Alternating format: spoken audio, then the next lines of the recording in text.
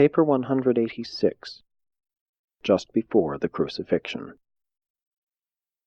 As Jesus and his accusers started off to see Herod, the Master turned to the Apostle John and said, "John, you can do no more for me. Go to my mother and bring her to see me ere I die." When John heard his Master's request, although reluctant to leave him alone among his enemies, he hastened off to Bethany, where the entire family of Jesus was assembled in waiting at the home of Martha and Mary, the sisters of Lazarus, whom Jesus raised from the dead. Several times during the morning, messengers had brought news to Martha and Mary concerning the progress of Jesus' trial. But the family of Jesus did not reach Bethany until just a few minutes before John arrived, bearing the request of Jesus to see his mother before he was put to death. After John Zebedee had told them all that had happened since the midnight arrest of Jesus, Mary his mother went at once in the company of John to see her eldest son. By the time Mary and John reached the city, Jesus, accompanied by the Roman soldiers who were to crucify him, had already arrived at Golgotha. When Mary, the mother of Jesus, started out with John to go to her son, his sister Ruth refused to remain behind with the rest of the family. Since she was determined to accompany her mother, her brother Jude went with her. The rest of the Master's family remained in Bethany under the direction of James, and almost every hour the messengers of David Zebedee brought them reports concerning the progress of that terrible business of putting to death their eldest brother, Jesus of Nazareth. 1. The end of Judas Iscariot. It was about 8:30 this Friday morning when the hearing of Jesus before Pilate was ended, and the Master was placed in the custody of the Roman soldiers who were to crucify him. As soon as the Romans took possession of Jesus, the captain of the Jewish guards marched with his men back to their temple headquarters. The chief priest and his Sanhedrist associates followed close behind the guards, going directly to their usual meeting place in the hall of hewn stone in the temple. Here they found many other members of the Sanhedrin waiting to learn what had been done with Jesus. As Caiaphas was engaged in making his report to the Sanhedrin regarding the trial and condemnation of Jesus, Judas appeared before them to claim his reward for the part he had played in the Master's arrest and sentence of death. All of these Jews loathed Judas. They looked upon the betrayer with only feelings of utter contempt. Throughout the trial of Jesus before Caiaphas and during his appearance before Pilate, Judas was pricked in his conscience about his traitorous conduct, and he was also beginning to become somewhat disillusioned regarding the reward he was to receive as payment for his services as Jesus' betrayer. He did not like the coolness and aloofness of the Jewish authorities. Nevertheless, he expected to be liberally rewarded for his cowardly conduct.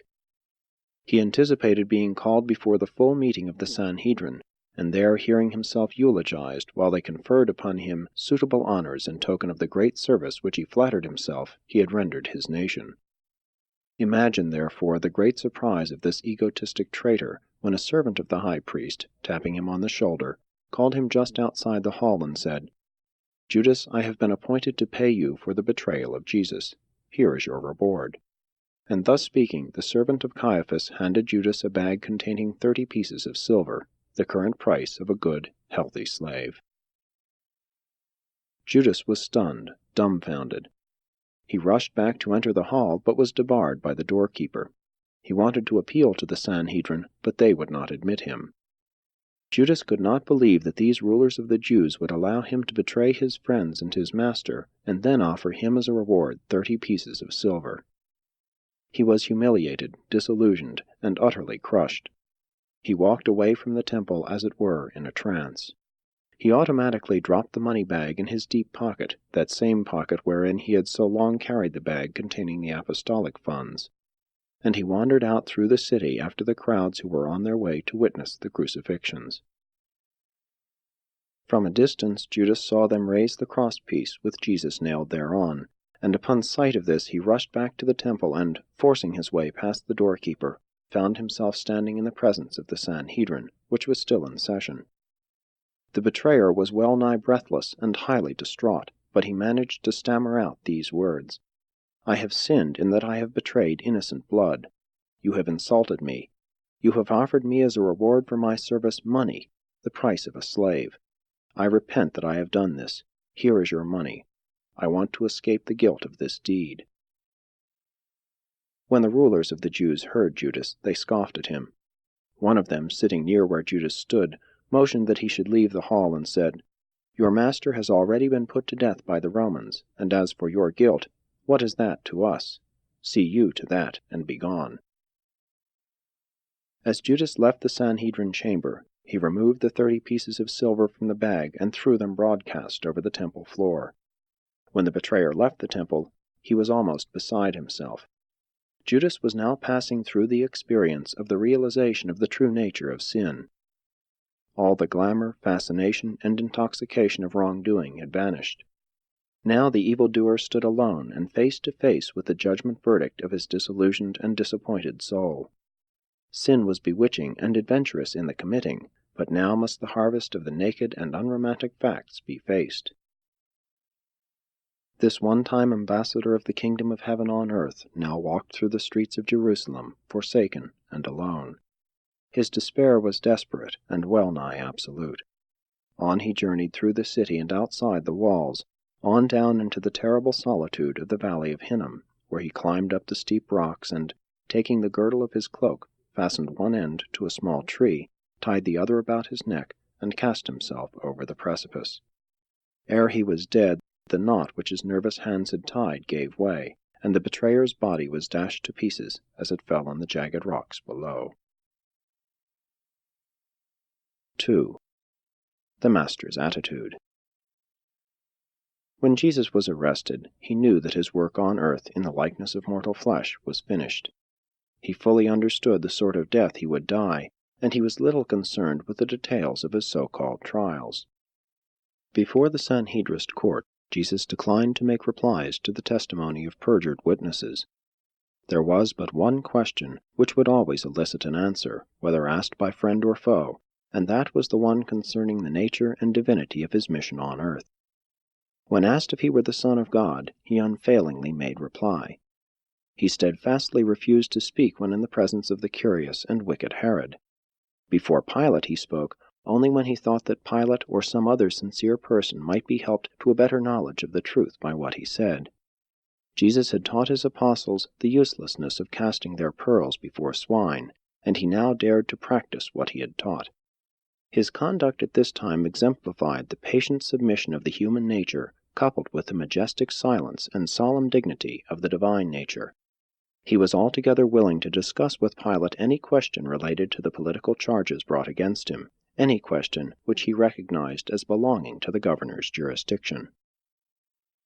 Jesus was convinced that it was the will of the Father that he submit himself to the natural and ordinary course of human events, just as every other mortal creature must, and therefore he refused to employ even his purely human powers of persuasive eloquence to influence the outcome of the machinations of his socially nearsighted and spiritually blinded fellow-mortals.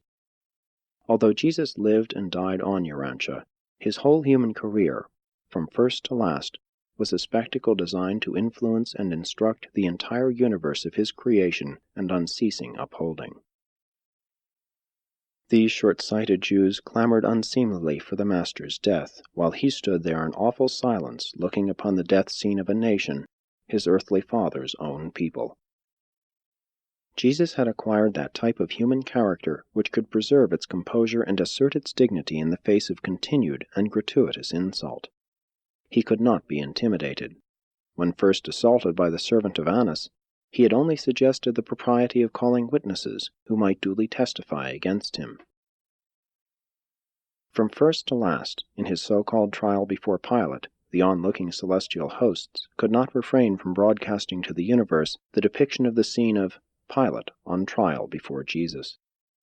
When before Caiaphas, and when all the perjured testimony had broken down, Jesus did not hesitate to answer the question of the chief priest, thereby providing in his own testimony that which they desired as a basis for convicting him of blasphemy. The Master never displayed the least interest in Pilate's well-meant but half-hearted efforts to effect his release. He really pitied Pilate and sincerely endeavored to enlighten his darkened mind. He was wholly passive to all the Roman governor's appeals to the Jews to withdraw their criminal charges against him. Throughout the whole sorrowful ordeal, he bore himself with simple dignity and unostentatious majesty.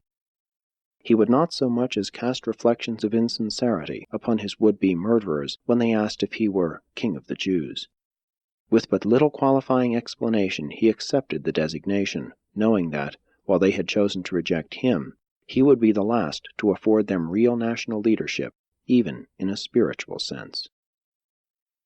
Jesus said little during these trials, but he said enough to show all mortals the kind of human character man can perfect in partnership with God, and to reveal to all the universe the manner in which God can become manifest in the life of the creature when such a creature truly chooses to do the will of the Father, thus becoming an active son of the living God. His love for ignorant mortals is fully disclosed by his patience and great self-possession in the face of the jeers, blows, and buffetings of the coarse soldiers and the unthinking servants. He was not even angry when they blindfolded him and, derisively striking him in the face, exclaimed, "Prophesy to us who it was that struck you." Pilate spoke more truly than he knew when, after Jesus had been scourged, he presented him before the multitude, exclaiming, "Behold the man!" Indeed, the fear-ridden Roman governor little dreamed that at just that moment the universe stood at attention, gazing upon this unique scene of its beloved sovereign thus subjected in humiliation to the taunts and blows of his darkened and degraded mortal subjects. And as Pilate spoke, there echoed throughout all Nebadon, "Behold, God and man." Throughout a universe, untold millions have ever since that day continued to behold that man, while the God of Havona, the supreme ruler of the universe of universes, accepts the man of Nazareth as the satisfaction of the ideal of the mortal creatures of this local universe of time and space. In his matchless life, he never failed to reveal God to man. Now, in these final episodes of his mortal career, and in his subsequent death, he made a new and touching revelation of man to God. 3. The dependable David Zebedee. Shortly after Jesus was turned over to the Roman soldiers at the conclusion of the hearing before Pilate, a detachment of the temple guards hastened out to Gethsemane to disperse or arrest the followers of the Master. But long before their arrival, these followers had scattered. The apostles had retired to designated hiding places. The Greeks had separated and gone to various homes in Jerusalem. The other disciples had likewise disappeared. David Zebedee believed that Jesus' enemies would return, so he early removed some 5 or 6 tents up the ravine near where the Master so often retired to pray and worship. Here he proposed to hide and at the same time maintain a center or coordinating station for his messenger service. David had hardly left the camp when the temple guards arrived. Finding no one there, they contented themselves with burning the camp and then hastened back to the temple. On hearing their report, the Sanhedrin was satisfied that the followers of Jesus were so thoroughly frightened and subdued that there would be no danger of an uprising or any attempt to rescue Jesus from the hands of his executioners. They were at last able to breathe easily, and so they adjourned, every man going his way to prepare for the Passover. As soon as Jesus was turned over to the Roman soldiers by Pilate for crucifixion, a messenger hastened away to Gethsemane to inform David, and within 5 minutes runners were on their way to Bethsaida, Pella, Philadelphia, Sidon, Shechem, Hebron, Damascus, and Alexandria. And these messengers carried the news that Jesus was about to be crucified by the Romans at the insistent behest of the rulers of the Jews. Throughout this tragic day, until the message finally went forth that the Master had been laid in the tomb, David sent messengers about every half hour with reports to the apostles, the Greeks, and Jesus' earthly family, assembled in the home of Lazarus in Bethany. When the messengers departed with the word that Jesus had been buried, David dismissed his corps of local runners for the Passover celebration and for the coming Sabbath of rest, instructing them to report to him quietly on Sunday morning at the home of Nicodemus, where he proposed to go in hiding for a few days with Andrew and Simon Peter. This peculiar-minded David Zebedee was the only one of the leading disciples of Jesus who was inclined to take a literal and plain matter-of-fact view of the Master's assertion that he would die and rise again on the 3rd day. David had once heard him make this prediction and, being of a literal turn of mind, now proposed to assemble his messengers early Sunday morning at the home of Nicodemus so that they would be on hand to spread the news in case Jesus rose from the dead. David soon discovered that none of Jesus' followers were looking for him to return so soon from the grave. Therefore did he say little about his belief, and nothing about the mobilization of all his messenger force on early Sunday morning, except to the runners who had been dispatched on Friday forenoon to distant cities and believer centers. And so these followers of Jesus, scattered throughout Jerusalem and its environs, that night partook of the Passover, and the following day remained in seclusion.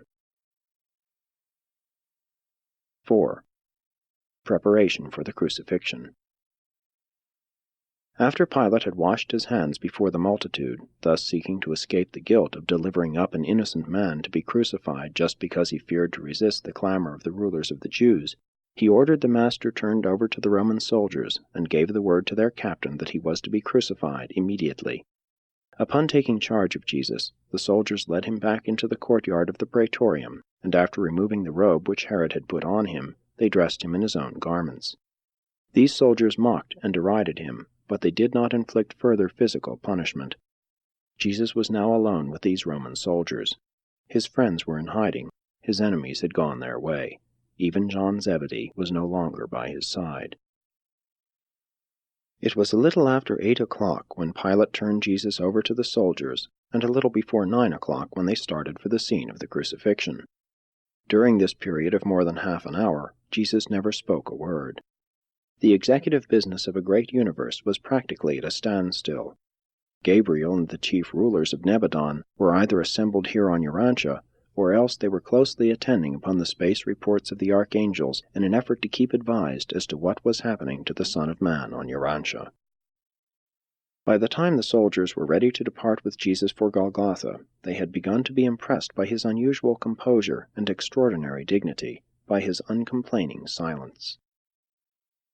Much of the delay in starting off with Jesus for the site of the crucifixion was due to the last-minute decision of the captain to take along 2 thieves who had been condemned to die. Since Jesus was to be crucified that morning, the Roman captain thought these 2 might just as well die with him as wait for the end of the Passover festivities. As soon as the thieves could be made ready, they were led into the courtyard, where they gazed upon Jesus, one of them for the first time, but the other had often heard him speak, both in the temple and many months before at the Pella camp. 5. Jesus' death in relation to the Passover. There is no direct relation between the death of Jesus and the Jewish Passover. True, the Master did lay down his life in the flesh on this day, the day of the preparation for the Jewish Passover, and at about the time of the sacrificing of the Passover lambs in the temple. But this coincidental occurrence does not in any manner indicate that the death of the Son of Man on earth has any connection with the Jewish sacrificial system. Jesus was a Jew, but as the Son of Man he was a mortal of the realms.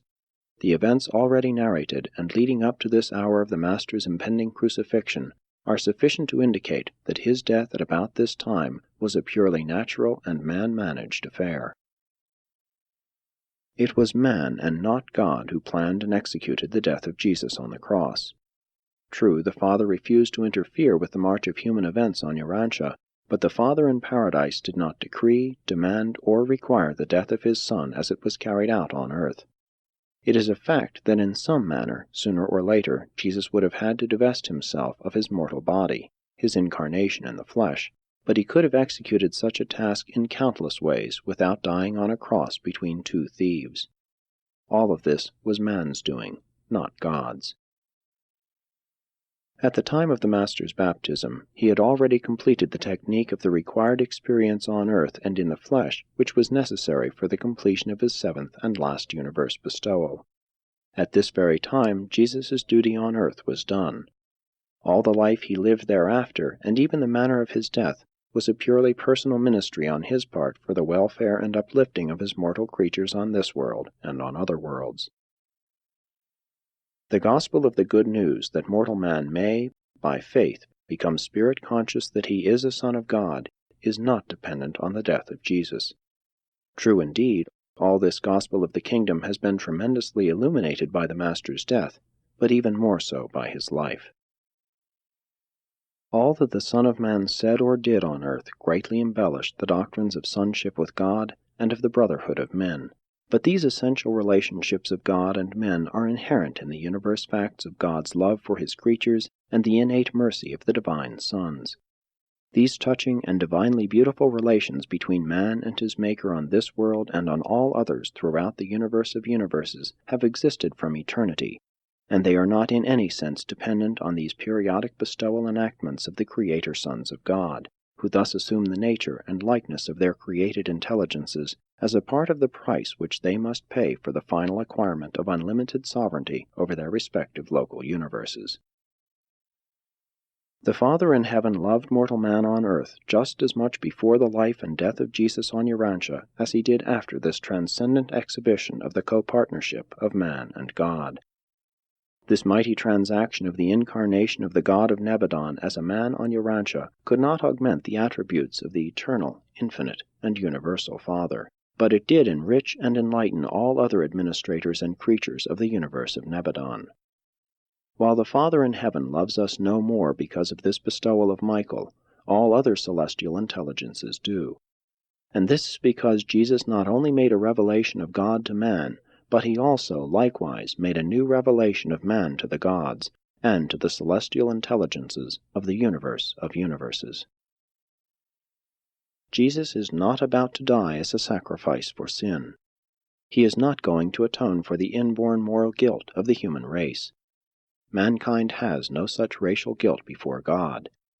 Guilt is purely a matter of personal sin and knowing, deliberate rebellion against the will of the Father and the administration of his sons. Sin and rebellion have nothing to do with the fundamental bestowal plan of the Paradise sons of God, albeit it does appear to us that the salvage plan is a provisional feature of the bestowal plan. The salvation of God for the mortals of Urantia would have been just as effective and unerringly certain if Jesus had not been put to death by the cruel hands of ignorant mortals. If the Master had been favorably received by the mortals of earth, and had departed from Urantia by the voluntary relinquishment of his life in the flesh, the fact of the love of God and the mercy of the Son, the fact of sonship with God, would have in no wise been affected. You mortals are the sons of God, and only one thing is required to make such a truth factual in your personal experience, and that is your spirit-born faith.